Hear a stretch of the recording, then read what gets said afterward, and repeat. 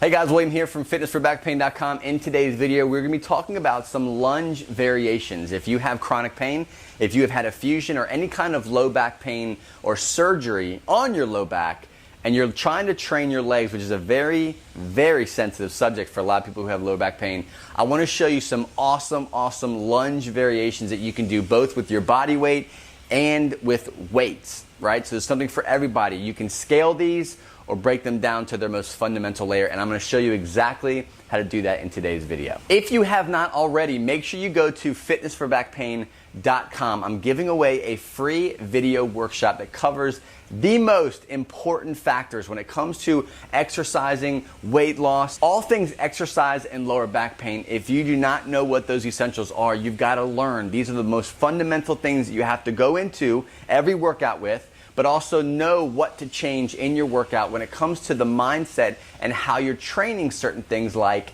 your core. If you have no idea what your pain cycle is, I want to show you exactly how to address it and how powerful it is once you learn that you have control over it. Fitnessforbackpain.com, you can check out the free video workshop you can download and watch today. All right, so let's check out the lunge variations. There's lots of different ways you can do lunges. I'm going to show you some three key ones here. So we're going to do the static lunge, we're going to do the reverse lunge, and I'll do a very brief, short, condensed version of the front walking lunge. And then I'll throw in a dumbbell lunge at the end. So you'll kind of have all the variations of the lunges at your disposal for whichever exercise prescription you got going on for that week.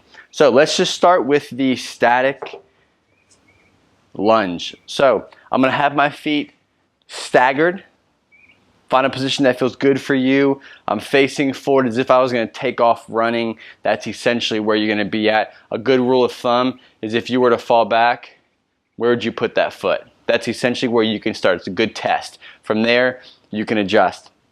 So static, if you want to have some biofeedback, something to kind of give you some tension, some added tension, support, and balance, you can have a bar here, a broomstick, whatever you want. Or if you just want to work on your balance, then you can start here. So with the static lunge we're going to do first, I'll have the person start at the bottom position just because they can get into a good, comfortable position, find out what's good for them, get into position, and then from there, all they have to do is actually do the work.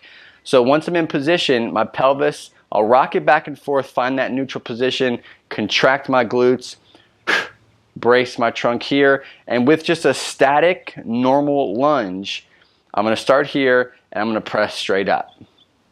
Back down, straight up. What you don't want to do is come forward or come too far back. That would just be weird. But nice straight up and down lunge. Okay, so the reverse lunge is you'll actually be standing. So this is not a static one where you're not moving. You're actually stepping back into your lunge. So I'll start here, same idea, getting nice and set. Come back, lunge, step forward. Come back, lunge, step forward. So you can get used to what feels best for you. Essentially, that's what you're doing, okay? All right, so let's check out the front lunge or the forward step lunge now. Here, very similar to the step back lunge or reverse lunge, you're just going the opposite direction, very simple. I'm gonna step out, come down, come back up.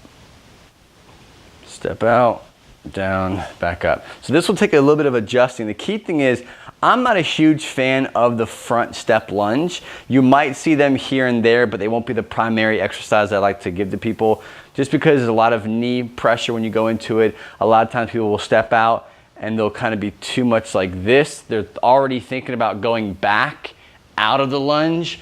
So they get into this really extended position before they kind of go back out. So if you're gonna do the front lunge, if I give them to you, key thing is pelvis is tucked under, good brace. Step out if you want to have a broomstick or something to grab onto, that's cool.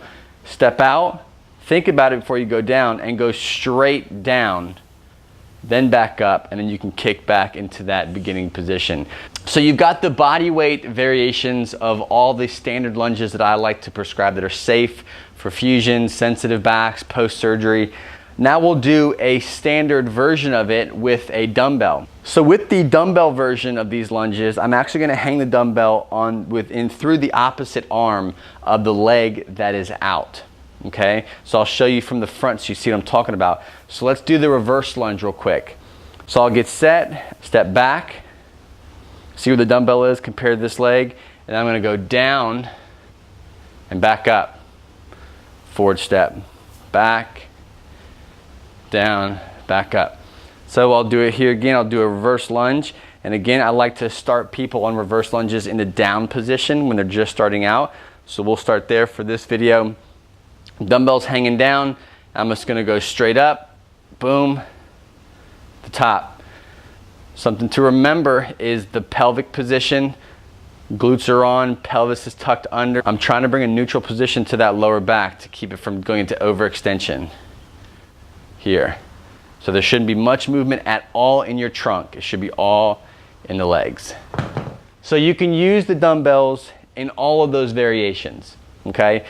Switching arms, switching legs, that's a standard kind of transition for all the different types of lunges. But if it's called for a body weight, you've seen those. If it's called for a dumbbell version of whatever lunge you're doing, you've seen those as well. Another way you can hold the dumbbell is from the shoulder. So if hanging it is too much on your shoulder, you like to just kind of give it a rest because your grip can't handle it that well. Again, I'll show you a variation of the step back or reverse lunge. Just like this. And it's a little bit easier on the grip here. You can even assist it if you'd like. I'll show you from the front here, stepping back.